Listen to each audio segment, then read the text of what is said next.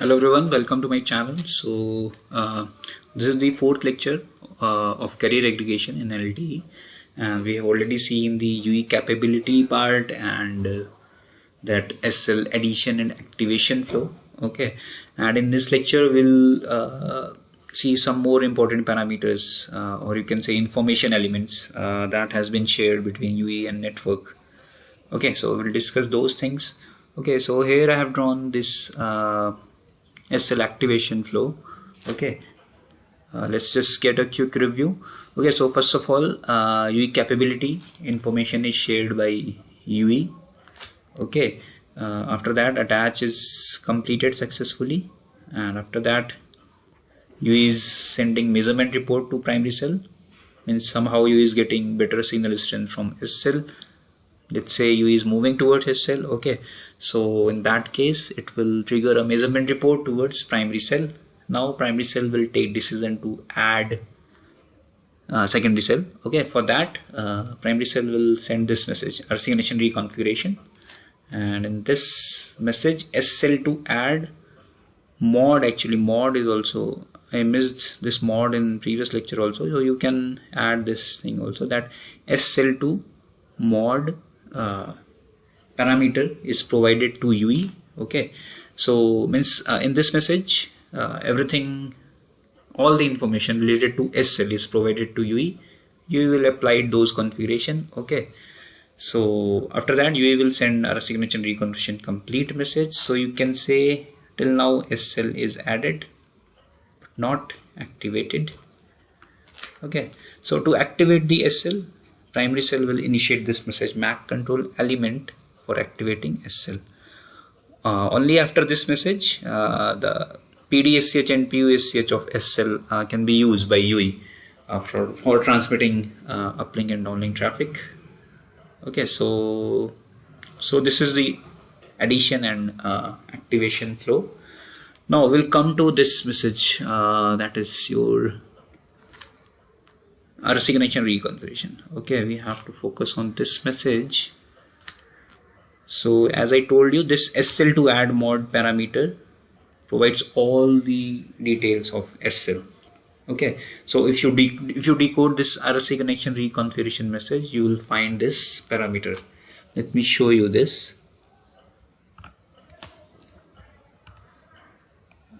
Just a second. Yeah, here they have, here they have decoded the resignation reconfiguration message and they have find out all these details. Okay, but we have to look at the details for career aggregation. Okay, so here you can see that SL to add mod. Okay, that I have told you, that SL to add mod, this will tell you that career aggregation for career aggregation SL parameters or configuration is provided to UE. Okay, inside this SL to add mod there is another important parameter which is known as SL index. Okay, so let me write that parameter, SL index. So SL index is your, you can say, ID of SL. Okay, as I've already told you, means there can be total 5 component carriers. Okay, out of those 5, 1 will be of primary component carrier and other 4 could be of secondary component carrier. Okay, so to identify these secondary component carrier, the SL index is used. Okay, let me read the definition for you. The information element SL index concern a short identity used to identify an SL. So it's just a simply it's identity of an SL. Okay, so that UE will clear means which secondary cell is going to be added. Okay, now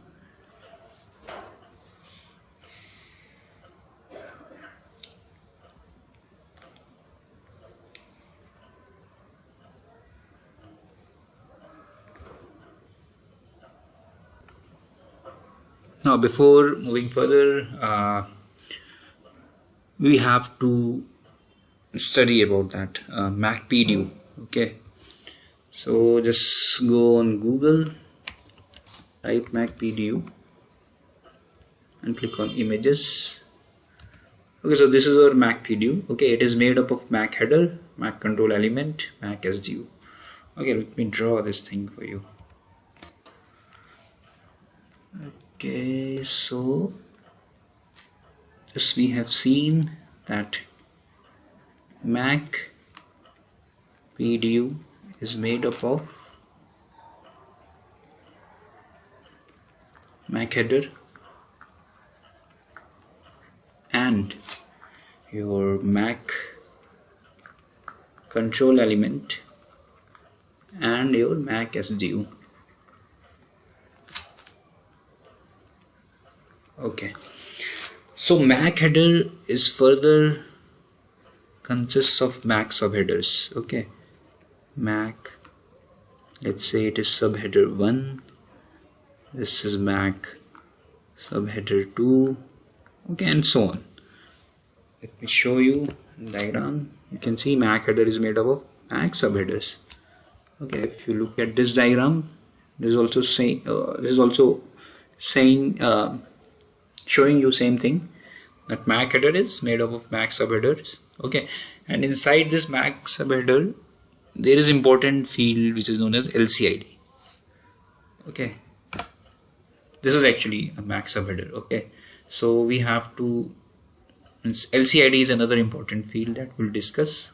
It's related to your carrier aggregation. Okay, LCID, that is logical channel ID. Okay, so inside this Mac subheader, as we have seen, it have LCID. Okay, so it is a, I think it has, if LCID is set to 11011, then it means that the message is for activation. This procedure is for activation or deactivation of secondary cell. Remember, this Mac control element is used for both the things, that is for activating or for deactivating the SL. Okay, let me show you this thing, just a second. See, here they have directly written that LCID is 11011. Okay, it means here network is informing UE like we are going to add. Okay, no, we are going to activate the SL. Okay, so let me show you this thing. See, these are the values of LCIDs. Okay, so if it is set to 1111011, then it means it is for activation or deactivation of secondary cell. Okay, so we have seen this thing. After that, we have to look on this Mac control element also. These two are important fields which are related to CA, that is, MacPDU is quite big, and inside MacPDU we are focusing on LCID and Mac control element, right? So Mac control element, it has further has 7 fields: C7, C6, C5, 4, 3, 2, 1 and R. Okay, let me draw these things also.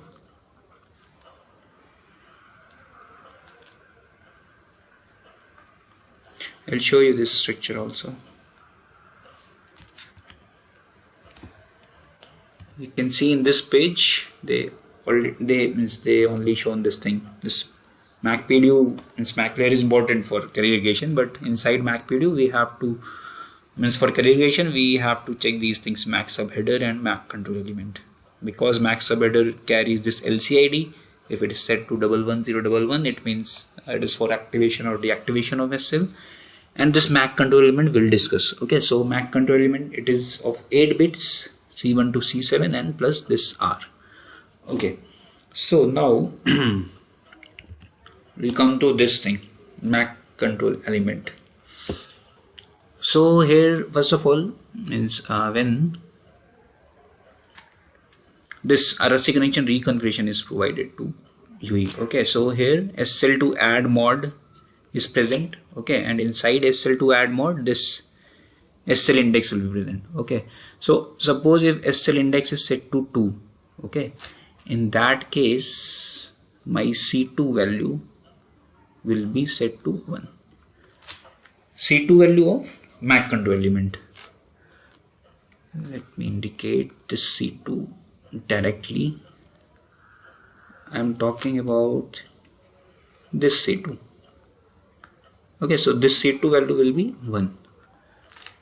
If my SL index value is set to, let's say, 4, so in that case this C4 value will be set to 1. Okay, so in this way primary component or primary cell is telling UE that this particular SL is going to be added or activated. Okay, so let me show you this thing also. Just a second.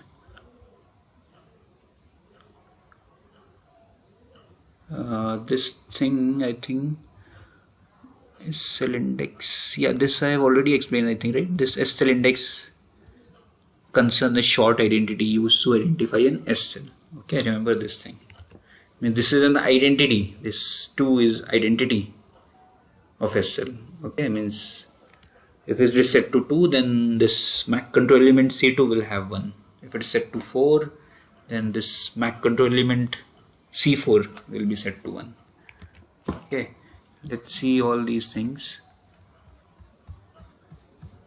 Yeah, here. Okay, so here also they have decoded the RSA connection reconfiguration. SL index is set to 1, so in that case C1 is set to 1. Okay, means this is adding, means this thing is telling UE that we are adding SCC1. If it is set to 2, then C2 will be your 1. Again it is for adding SCC1. If it is set to 7, then your C7 value will be 1 again. Okay, this is pointing wrong thing, because for 2 it means C2 will be 1.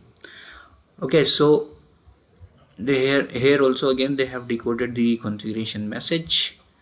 So 2 means your this C2, this one, C2 will be set to 1. Okay, so they have provided all the details that PCI of SL is 1. Okay, downlink carrier frequency of SL. Means everything is provided, means all the details of SL are provided to UE. Okay, if means this is the addition of one SL only. If there is another SL, then we have another this SL index. Means it could be anything, means like 3 or 4. Okay, so if you have 4, if primary cell is going to add 4 SL, then if you decode the RSA connection reconfiguration, you will find 4 SL indexes. Okay, one more thing is left, that is your SL deactivation. Actually, deactivation can be performed in 2 ways.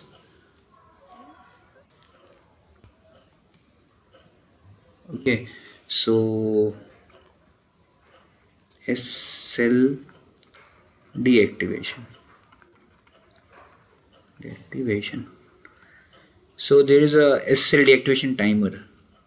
This is first way, SL deactivation timer. Okay, suppose its value is set to 10 millisecond. So if UE doesn't use the resources of SL for 10 millisecond, then your SL will be deactivated automatically.